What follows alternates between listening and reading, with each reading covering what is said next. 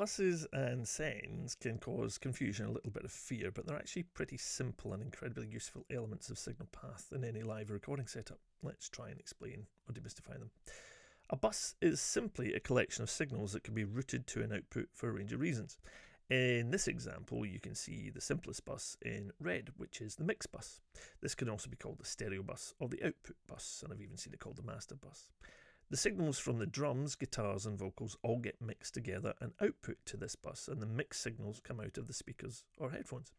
It's actually a bit more complicated than this because the mix or stereo bus is actually two parallel buses. The single or mono signal from each fader is routed to the pan control, which directs the signal to the left, green here, or right, red sides of the stereo or mix bus. If the pan control is central, then the signal comes out of both buses equally and so sounds as though it's coming out of the centre. Moving the pan control lets us move the signal between left and right. Let's strip this back again and this time look at a bus for a different user output. These controls represent a part of the signal that's taken off to another bus before the signal gets to the main fader and output bus. Doing this, we can easily set up an output for headphones so the musicians can monitor the performance that is separate from the mix bus. This is referred to as the monitor bus or the cue bus or even the headphone bus. This type of output that's taken before the fader is also referred to as a pre-fade auxiliary send, pre-fade send, or an aux send. I'll explain them a bit more later. Another type of bus can be referred to as an effects bus or sometimes an effects send. Like the pre-fade send, this sends signal in yet another direction, this time towards an effects processor. The output of the effects processor has to be returned to the mix bus so that the engineer can hear the process being added to the signals. While on a DAW or on a physical mixer, these controls are usually in the same section as the pre-fade sends, the signal going to these is actually after the signal that's passed through the fader. Therefore, these are called post-fade auxiliary sends, and they allow the engineer a high level of control when adding effects. Again, I'll come back to this later.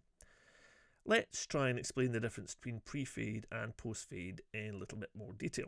First, here's a pre-fade send, again without the complication of any other buses. The output from the singer's microphone goes into mic input on our mixer or DAW. Before the signal gets to the channel fader, we can send the signal along a pre-fade bus. In the studio, this is going to go to a headphone amplifier so that musicians can monitor the performance and any previously recorded tracks. The same signal from the mic then carries on to the mix bus unaffected by the pre-fade send level. The brilliant thing about this is it means the singer can have a mix in the headphones that's entirely different to the engineer of the studio and controlled by that one control. If we take this to a live sound situation, then rather than sending to headphones, we can send to monitors or speakers to allow the musicians to hear each other on stage. If the desk has a second pre-fade send, and desk design for live use will have more than one, then that gives us a second pre-fade bus or send output for a different musician. Here it's the drummer, and they too can have a mix from the second pre-fade send that's totally separate from the first pre-fade send. Brilliant!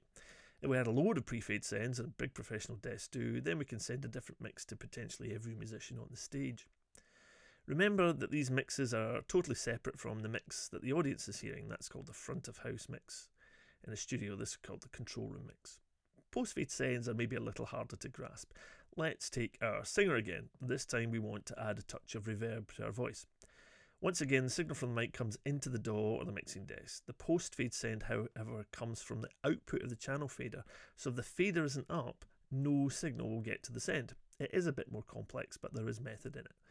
These types of send are used for adding effects processes, and the output of the send will be routed to an effects processor. In order to hear the effect that's been added to the signal, the output of the effect processor has to then be returned to the mix bus. This can be through a dedicated effect return or an auxiliary channel or input. The direct signal with no effect can now be blended with the signal with effect to give us the impression of distance or depth in our mix. Let me show you using my voice. If the fader is high, then there's lots of direct or dry signal, and if we have the post-fade send low like this, then there's a low level of reverb in my voice coming back into the mix bus. So while my voice has some very tasteful reverb on it, it's still clear and upfront in the mix. It's like you're standing close to me. If you were to move further away, the amount of direct signal from my voice would reduce, and therefore the amount of reverb you'd hear would increase. This would be like having the fader lower and the post-fade send higher. See how it sounds now as though I'm moving away. Now if we have a very low fader level and a high send level, there's more reverb than direct signal. So Now I sound really far away. Hang on now, and I'll come a bit closer. That's better. So you see, having two controls, the fader and the post-fade send, for an effect like reverb is really important and gives us lots of flexibility when mixing. Buses are also a great technique known as submixing. If we take the example of a drum kit, in both live and studio situations you may have a large number of microphones positioned around the kit to either record it or amplify it. Here I'm just showing 3 channels. Let's say it's the kick, the snare and a hi-hat, each going to an input channel, and its own fader which sends the signals to the mix bus. If I want to adjust the level of the drums in the mix, I have to change the level of all 3 of my microphones, and of course it might be considerably more. Rather than doing this, I can send each of my drum channels along a bus that is separate from the mix bus to a submix or aux channel. This channel receives signals routed to it and then outputs those to the mix bus. This means that a single fader or channel can control the signals going to it along the bus.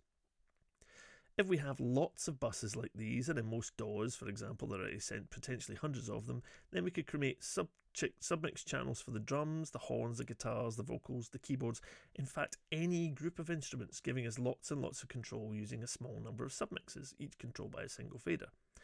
And of course, in turn, all of those channels can have both pre-fade and post-fade auxiliary sends for monitor mixes and added effects, so we can send the drums to the horns and the guitars to the vocals and the keys.